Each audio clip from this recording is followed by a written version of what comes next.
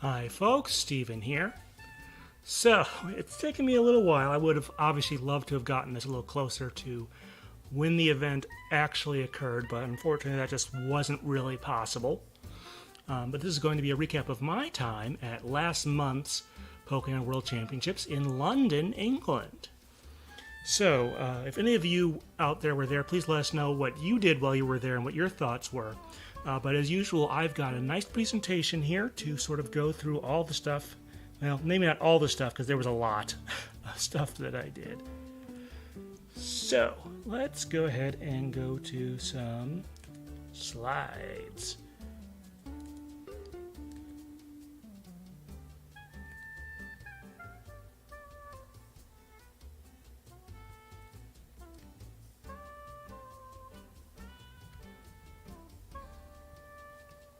All right, so we're going to start out on Friday, August 12th. Now, this is the weekend before the tournament, and it's actually the day before I left for Worlds. A little odd for me to bring this in there, isn't it? Well, see, it was a pretty big day for me right before this trip because I got a new car. Yes, so last August 2021, I ordered a Tesla Model 3. And I got notification like late July that it was finally going to be coming out. And I was really worried that I might have to put it off till afterwards, and they might, I don't know exactly how it works, but it sounds like they might have given it to someone else who was ready for it. But they did give me 1 day for pickup. That was before this thing, so it was Friday the 12th. And I had to drive all the way down from Madison to Schaumburg, which is in the northwest suburbs of Chicago. Because of the dealership laws, Tesla can't directly sell you a car here in Wisconsin. It's a little weird, but it's kind of just the way things are. But in any case, I went down there, gave them my old car, which I got a very good trade-in for, and picked up the new one, and then drove it back to my place the same day, right before I go on this overseas trip. So, yeah. It took a little bit of getting used to, but now that I've had it for a few weeks, really do like it. I'm not sure it's changed my driving habits as much as some other folks, since I try to walk places too. But yeah, so that was, I guess, sort of a start to this whole thing here. All right, let's go on to the real deal here. Saturday, August 13th. Oh yeah, 13th was Pokemon Go. Was the same day as my travel day, so that made things a little weird, I suppose. Galarian Zigzagoon. Gee, I wonder why they picked that particular one. This wasn't a dual one, but I did manage to get through all of this. I went to my mom's place in Janesville because we were all going to take the bus down to O'Hare. Excuse me. And then come each way. So I went down there, and I actually did all the stuff around my mom's place. So I managed to get through pretty much all the tasks, although there were some non-ticket tasks that were related to this that I didn't quite get as many Zigzagoon as I maybe would have liked, but still managed to get quite a bit there, which was a lot of fun. Also did some go at the airport when we went down to O'Hare. Alright, so like I said, I would love to have gone more into Pokemon Go Community Day, but just with the amount of content we have here, it's going to take us a little while. In any case, here is our flight. So we went from Chicago to London Heathrow. Pretty much all the flights in the United States these days are from Heathrow, or in and out of Heathrow, as opposed to the other London airports. It's kind of the way things work out. At the top there, you can sort of see some of the information there. We were at the C concourse, which is the back concourse of United's Terminal 1. At the bottom, if you can see some of the kits, we splurged a little bit and we upgraded to premium economy for the overseas flight, which is a lot like a domestic first class seat. So we got some extra stuff on there and some nicer seats and all that fun stuff. Business would have been like another $900 each way or whatever it was, or maybe no, I think it was over $1,000 actually, but I'm not entirely sure. Now, on the bottom right, you see some of you have been on airplanes know that some of them have two plug jacks for their headphones, where you have a small plug and then a full-size plug. The headphones I had, the normal headphones I had, worked just fine, but these were the ones that were in my seat pocket. And you notice one of the pins there, a little bit bent.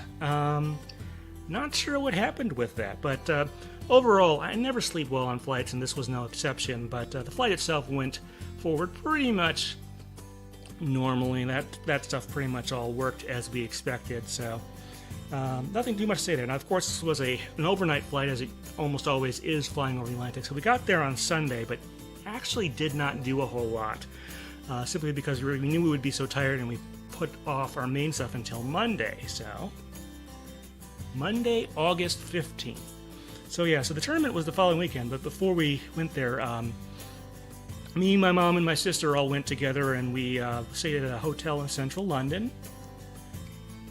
And so for Monday, we went to a couple places. We went to Oxford to see a lot of stuff there. This was basically part of a larger Harry Potter-themed tour. More on that later. And here you can see some of the buildings. There are lots of really neat architecture there. Obviously, mostly older buildings until you get sort of off campus pretty far there, but very pretty buildings. We found a lot of neat things there, some neat shops, some other things like that. So yeah, you can see, I guess this is the History of Science Museum over on the left. You have a little piece of artwork they point out to us. And on the bottom right, there's a museum that they also have there. Very, very yellowish brown type of buildings there. Very consistent color scheme across a lot of the stuff, although there were some exceptions.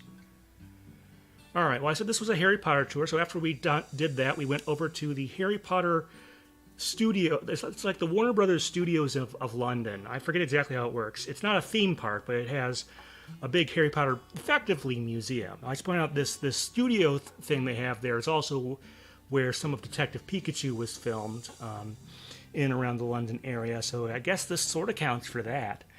But here you can see a couple things. First off, there's a sculpture on the left there from the Great Hall. They managed to preserve a lot of this stuff. I'm glad they had the foresight to do that. Obviously, if the first couple movies were successful, it was pretty obvious that this would keep on going and there'd be an interest for this, but you never know with these kinds of things. Over on the right, you see the entrance, or the door seal, or whatever it is, to the Chamber of Secrets from the second book and movie. And what's interesting about that on the right, it's not CGI, it's a real prop, and it's also not a miniature that they inserted with special effects. It's actually quite large. Unfortunately, the photo here doesn't probably quite get that across, but it's a pretty great one there. Okay, a couple more things. There was obviously tons of stuff from... they didn't have much from Fantastic Beasts, even though the third movie came out earlier this year, so it would be kind of forgivable if they didn't have much from that. But they really didn't have anything from the first two movies either. They had a little bit of a display about it, but there wasn't merch or anything, or even some of the artifacts from there. I guess maybe they'll need some of them for future movies, but still. In any case, on the left you can see a chandelier from Gringotts that was used in the movie. And then over on the right was something, they had some of the ones that were actually movie used, but you could also buy some replicas of the, from the, I believe it's the Order of the Phoenix movie. They have all these proclamations that Umbridge puts on there.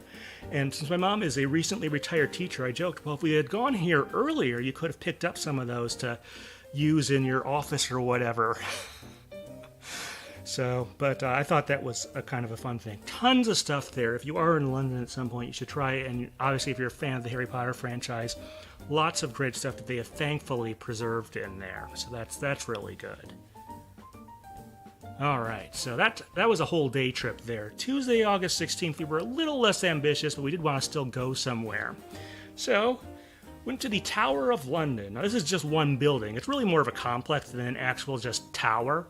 I'm sure they started with one and built their way out from there, but this is one of the buildings in there. So yeah, we got to see that. Now, when I went to London back in 2016 for for European Internationals, I didn't go. I went to the Tower Bridge. I did not go to the actual Tower of London, but of course they're right next to each other. But this is my first time here.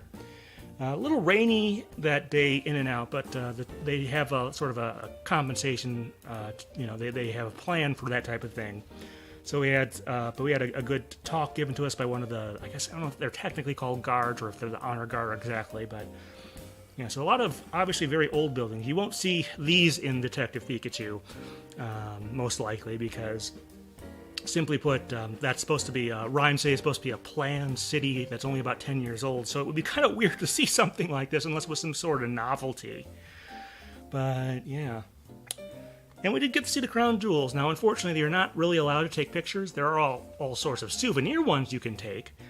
But they have, it's not just, a couple of jewels. It's actually a lot of different stuff from, hundreds of years of British history. They even go into the point where, like, there was one point in history where the original crown jewels were actually destroyed by Parliament during the British Civil War. So, but it was neat seeing those, all that fun stuff in there. Lots of other artifacts in there as well from the British monarchy. So cool stuff. All right, Wednesday, August 17th. So this is a bit of a transition day. So for the actual Pokemon part of this, the actual Pokemon Worlds part of it, my mom and my sister, they weren't interested in that, so they stayed at their hotel in central London. I had to move to a new hotel closer to the event venue, so I didn't have to commute there every day, especially since we found out there was going to be a train strike, which in truth caused more problems for my mom and my sister than it did for me. But in any case, I got to take this thing called the Elizabeth line, which is this new-ish line that goes across the city. And I was able to take that pretty much straight to the Excel Center, which was really nice. And when you got there, so they decorated a lot for this year's Worlds, both inside and outside. This is still outside. They also there were some lifts or whatever in the area. There's a bunch of stuff in and around the convention center. So they really, this is the most decorated. Usually we're lucky if there's like much of anything outside the main tournament hall for decorations, other than a few informational signs. This time they really went all out.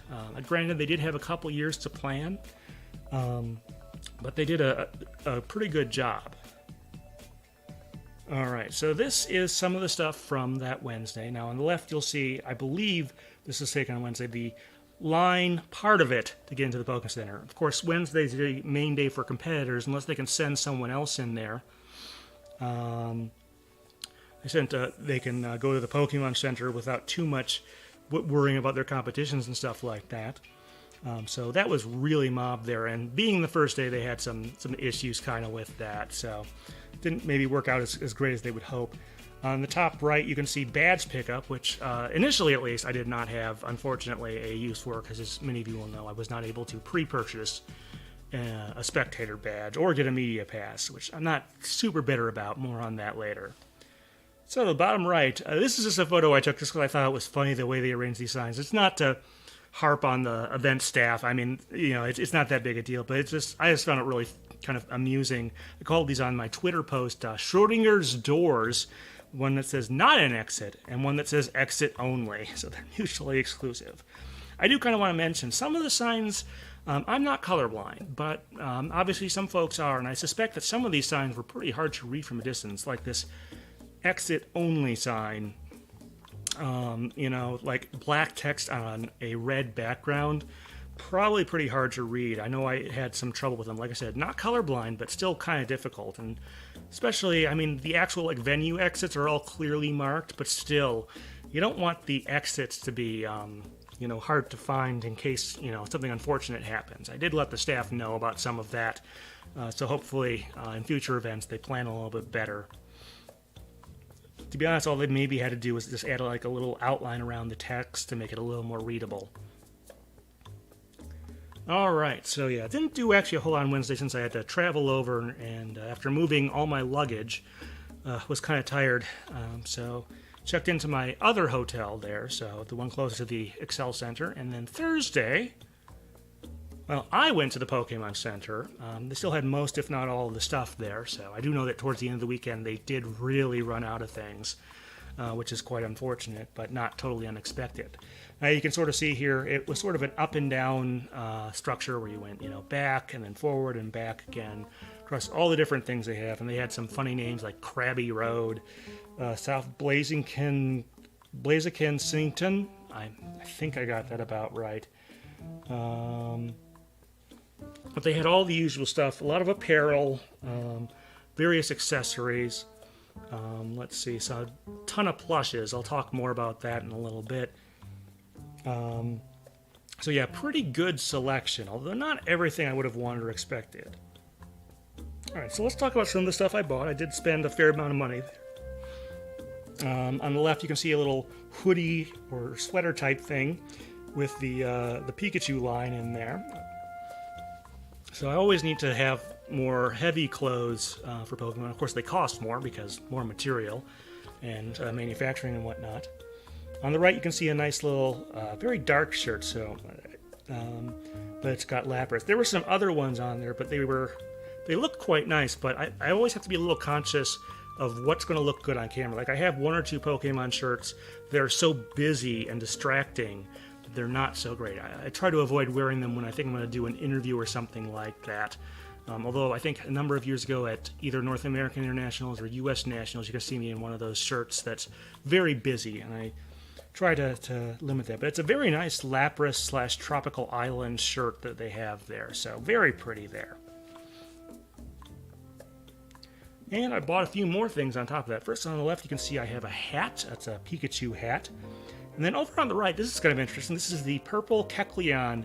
And I just noticed this when I took a look at it to take these pictures recently, that this is, in fact, associated with Pokemon Mystery Dungeon Rescue Team DX.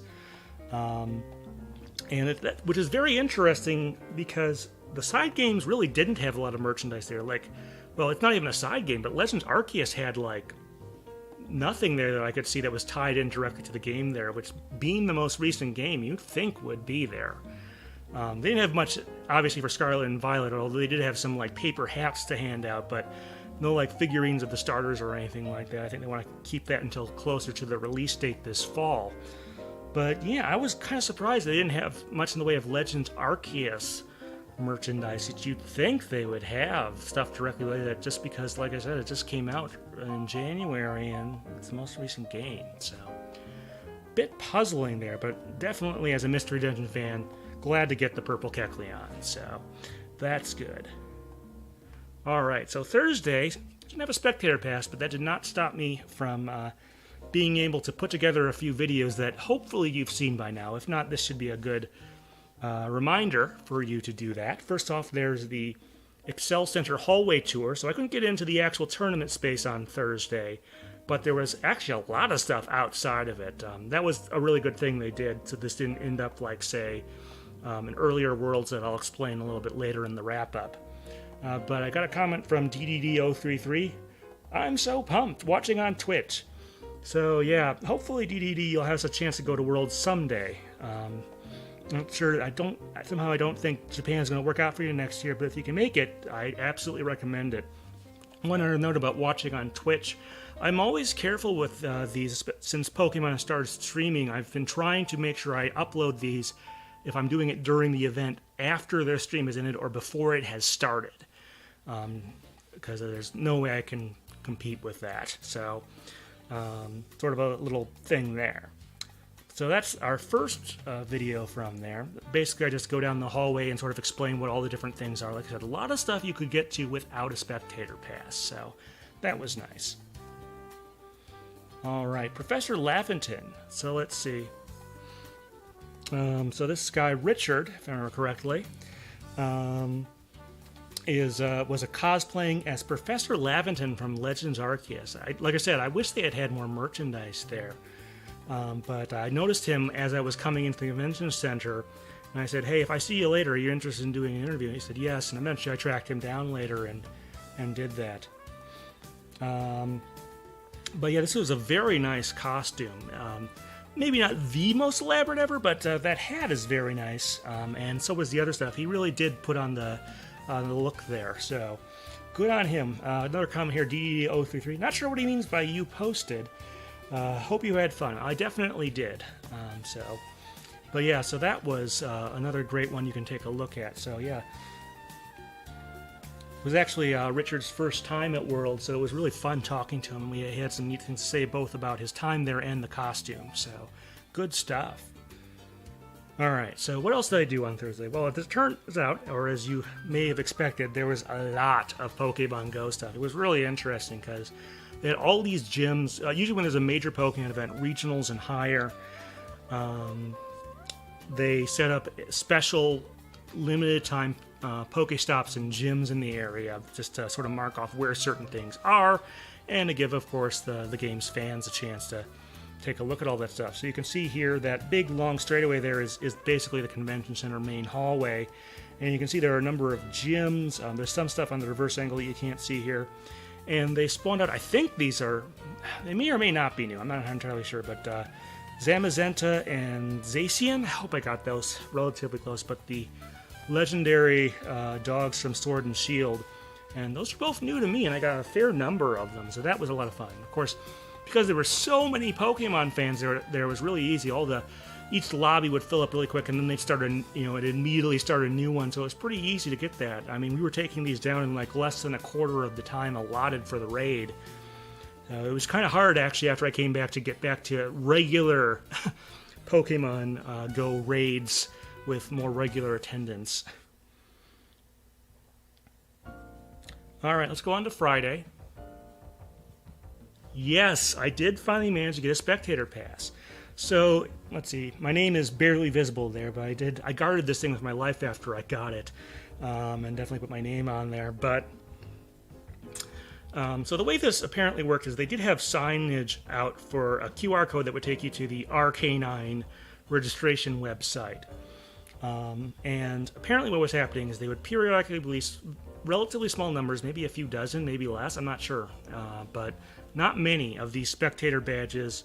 And if you went to the website and you got them quickly, you could do that. And I saw them taking that sign, they put it aside when there weren't any, and then I saw them taking it out, so okay, so they must have just dropped some. So I went on the website and I got them. So that worked out for me. I know it was, like I said, I mean, they would have needed to have at least 2 more convention halls on them. They're all their stuff for the actual event was on the south side. They would have needed at least, they had like 4 or 5 of them already. They would have needed at least 1 or 2 more to hold the number of people who are interested in spectator passes, maybe even more than that. So I'm hoping for next year they'll have a bit more accommodation and a bit more planning there, but we'll see how it all goes in Yokohama next year.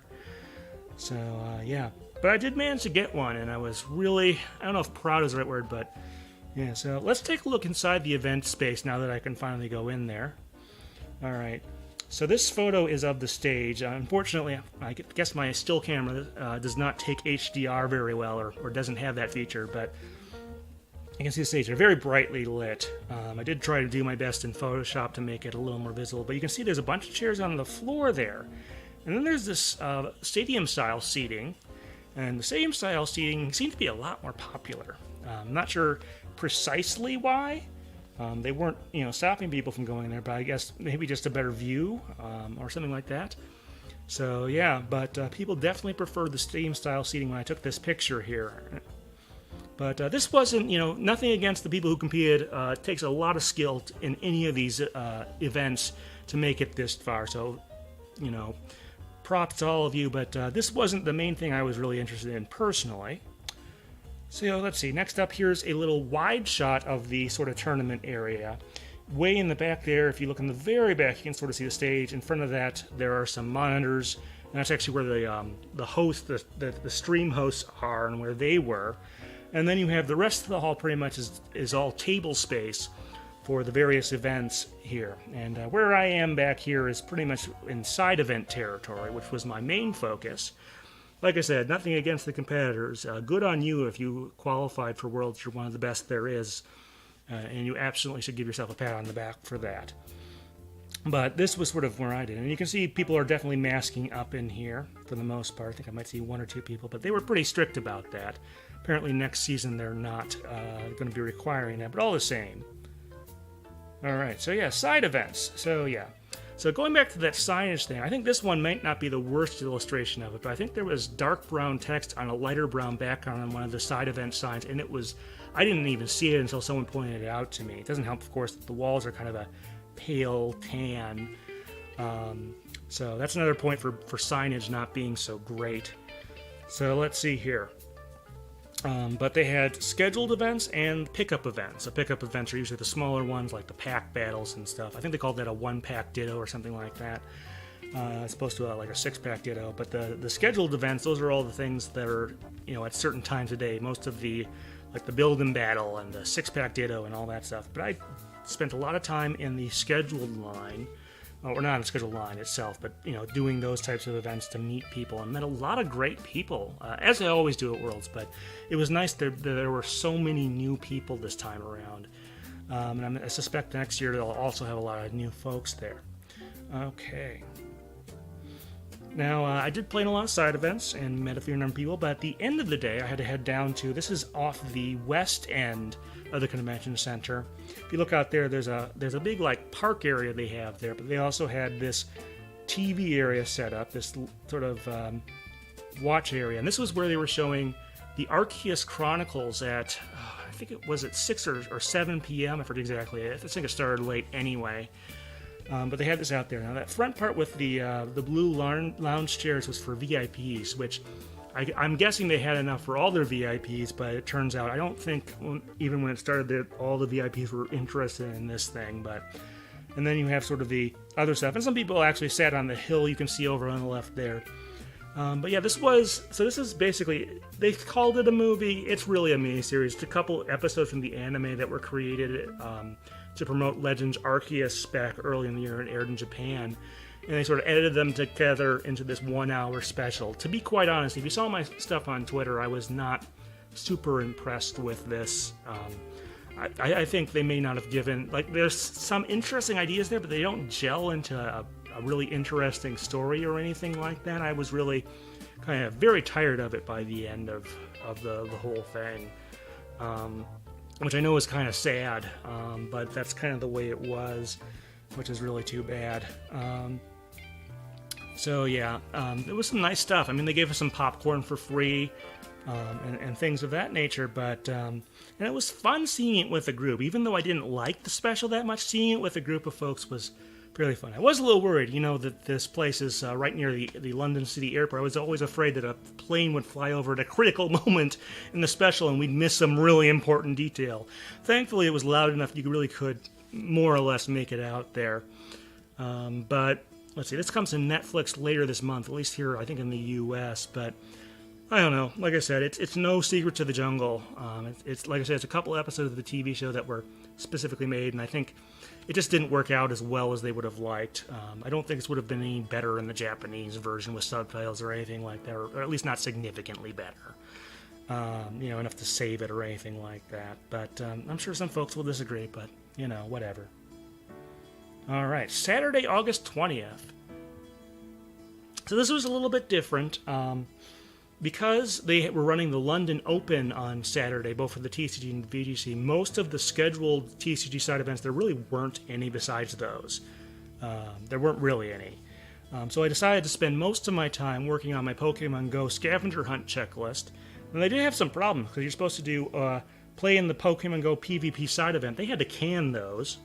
That's because in the actual event hall, where those are supposed to be run out of, the problem they had is that the connection, like the Wi-Fi, just did not work for a lot of folks. Even cell phone service was pretty spotty in there. It was fine pretty much in the main hallway of the Excel Center, but not in the tournament hall for some bizarre reason. So they kind of scratched that one off the list. But I did try and complete most of the other ones. Let's see. And got through quite a few of them, actually. So that actually worked out fairly well. I forget, if you got all of them, you got a Professor Willow, Professor's Research card. I didn't quite make it that far. We'll talk more about it a little bit later. All right. I haven't talked much about the food I've been eating here. I'm sorry I can't get to every meal on this list. There's at least one more, but this is some shrimp mac and cheese that I ordered from a place not too far from the hotel. And it was pretty good. I enjoyed it a lot. Not particularly healthy, as anything with a lot of cheese on it usually isn't, but I did enjoy it. And would order from there again if I happen to be in the area for one reason or another. All right. Sunday, August 21st. We're coming closer to the end here. I knew this would be a big one just because of all the stuff I had to get through. But in any case... Alright, so I did a few more side events. Like I said, no disrespect to the competitors. You did it takes immense skill to make it that far. But that, like I said, I was more interested in side events, so I did a few more and I managed to cash out. This is what I got with that. I got a Pokemon Go Team Mystic water bottle. Actually, I'm sure it's a fine water bottle. I haven't had a chance to use it yet. But really, the main reason I got it is I had so many cards from all the side events I had been in that I needed somewhere to store them. Unfortunately, the side event area had run out of card storage items, and there really wasn't. I mean, I could try and go to the Pokemon Center, see if they had anything in there. Just was not a really a viable option there either. So, but what I did find out, the box the water bottle comes in is just about the right size to store a bunch of Pokemon cards in. And I could toss that into my checked luggage and just take that over. So, I used some of my points on that. I also got that hat you see on the right. That is the... Excuse me. Sorry. That is the Latias and Latios hat you can see over there. Really neat. They had a couple of those dual designs, but this is the one I liked the most. I think they had a Zekrom Pikachu one and stuff. But this Latias Latios one was really cool. And I decided to pick that one up. I also got I had a few spares and got some booster packs. Unfortunately, they didn't have... Like, sometimes at these they'll have like games, like actual like Switch video games, and stuff like that, or systems. And it doesn't seem. I mean, I doubt anyone got those all on Thursday because you need a lot of tickets to get those. I don't think they had those there. So I think the most expensive things they had there were like some large plushes that you could get from it. All right, so I did have to leave a little before the closing ceremony because I had to get back to my central London to my mom, where my mom and my sister were staying because we had some plans for the night. It was a little difficult getting back. The Elizabeth line, for some reason, does not run on Sundays, or at least didn't when I was there, so I had to go through several different steps to finally make my way back there. It doesn't help that Google Maps kept trying to send me through the Elizabeth line that wasn't running, or at least wasn't running with passengers. I think they were just testing it out. But my mom booked this, the BBC Proms, a concert for that at the end of our trip here. Now, unfortunately, this wasn't the one they did earlier in August where they did video game music. That would have been great timing for both of them, I suppose.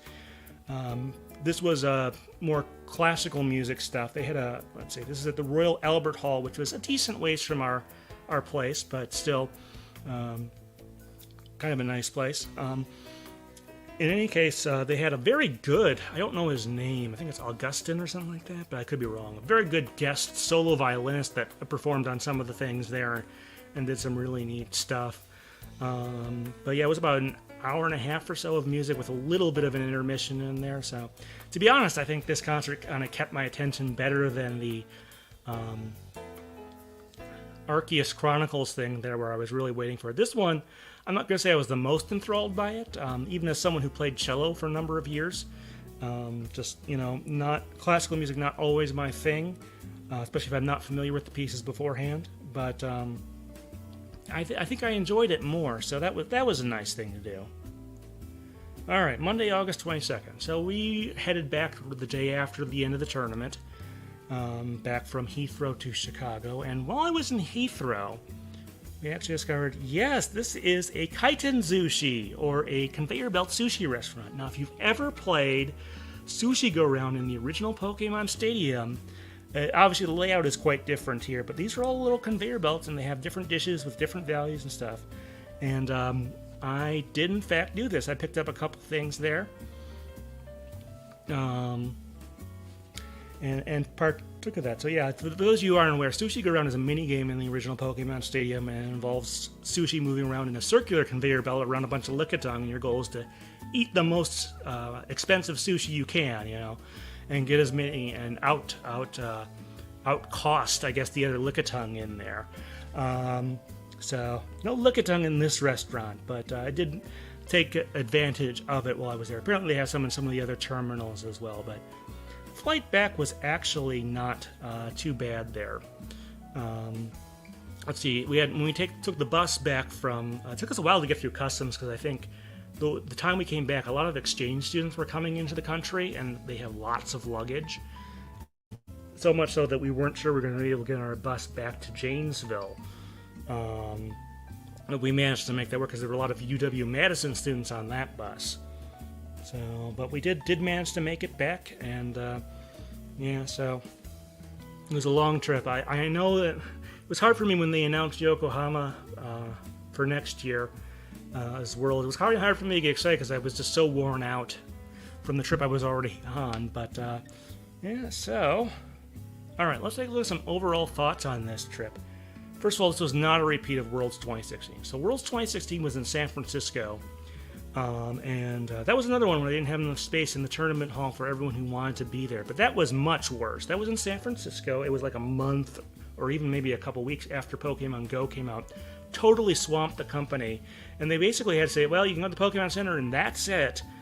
And that ended up being a real PR disaster that some folks have not forgiven the company for. This was very different. They very smartly put a bunch of stuff outside the main event hall so that folks could, not just the Pokemon Center, but also there was Pokemon TCG Live Demo, the new app that's supposed to be coming out at some point. And then a couple others, they had the Legends Arceus Station. I'm sure people would have loved to play a demo of Scarlet and Violet, but they just didn't have one, and I'm guessing part of that's no E3. But like I said, lots of stuff to do out there, lots of people to meet. All the food stuff was also outside there, so definitely planned a lot better there. Let's see. Now, one thing they could have moved, and maybe should have, was the Pokemon Go scavenger hunt event, assuming they had enough supplies and could tweak a couple of the things on the checklist there, because honestly, like I said, they had all those connection issues in the actual event hall, but things in the main, hallway of the Excel Center, were relatively fine. I didn't have too many issues there. Maybe some GPS weird stuff with being able to locate my trainer on the map would go dash back and forth quite a bit, but yeah. So I think they could have moved that one out there, and it would have been a lot of fun because there's other stuff you actually had to go out of the main tournament hall just to complete on that checklist. Speaking of which, by the way, I managed to get enough stuff done that I got a bunch of swag from them. I got a t-shirt, which is good because my existing Mystic t-shirt is not holding up so well, so getting a new one was nice. If I had, like I said, the only other thing I could have done is complete everything and get that Professor Willow card, but some of that stuff would have been really difficult, like getting a lucky Pokemon in a trade and stuff. Alright, I mentioned the color combination of the signs. That's something for them to work on. Maybe they could have outlined some of the text to make it a little more readable. That's kind of what I do on some of my thumbnails, you may notice. That's why I have the outline text there. Make it a little more readable in those thumbnails you see on my videos on YouTube. Where this one says, recap. But they had some, like I said, the black text on a red background was hard to read from a distance, and then some of the side events, brown on brown or white on brown, was not great either. So something to improve signage. Like I said, especially the exit signs. Like I said, I know the actual venue exits are very well marked, but all the same, you don't want to confuse people in the event of, heaven forbid, an evacuation. But still. And there was a lot of stuff I didn't show in here. Some of it is in the tour video. They did some great decorations, but there were also those lifts, which I did not go on. There was the Pokemon Square, which I have some photos of, which was just to the west of that theater area you saw there. Yeah, so I mentioned this in my tour video. I kind of wonder if some of the stuff in this thing was planned out for if Worlds had been in 2020 or 2021 as originally planned. Because they had those concert posters, which would have tied in very well to Pokemon 25 music, and maybe a few other things there. So I just kind of wanted to point that out. But overall, had a great time. Really enjoyed myself. I am glad I got the Spectator Pass, but I think I still would have enjoyed myself otherwise. But yeah. All right. Well, we're almost to the end of the presentation here. Thank you if you've stayed on this long. Please let us know if you went to Worlds or wanted to go to Worlds or whatever thoughts you have on the event. But let's do some updates on the Pokecasters Network. Let's see, first off, Poke Science. Boy, you'd think I'd come up with this title. What does the Delphox say? I don't know, has that song, has it come back around and become retro now? I think it's still a little too early for that. But in any case, yeah. And then Critical Hitmonlee, Episode 71, Only Time Will Tell. Welcome to the World of Pokemon. They've made it forward a few more. They're on Marowak, number 105 on their list. Not a Scratch, Arc 5, Episode 3. That's a Big Tower. Okay. That, I believe, is a role-playing podcast, as I think Critical Hitmonlee also is. And then we have Pokepress Digest Podcast, episode 58, Deconstructing Pokemon Songs. This is all the way from early last month. I got this out just before I went to World. I managed to squeeze this in and gave out some copies of that episode on CD. But yeah, I should hopefully have a new episode within the next few weeks. I'm thinking I might even be able to make it 2 this month. I don't have a firm date for our next discussion with Anne about... Pokemon Rumble. That should be at the end of this month. We've sort of penciled in a date, but we don't have an exact date or time for that. But it's going to be a little while for that. But yeah, so that's kind of what's going on there. But yeah, so obviously I had a lot to go over. A lot more I could have included, but I didn't want to keep you around here forever. Just a huge event and a lot of stuff to go over. Glad to have some time to cool down over the subsequent weeks here. But yeah, so if you have any thoughts on Worlds, please go ahead and type those in a comment or whatever. We'll try and include those in a future discussion. All right, folks, thanks.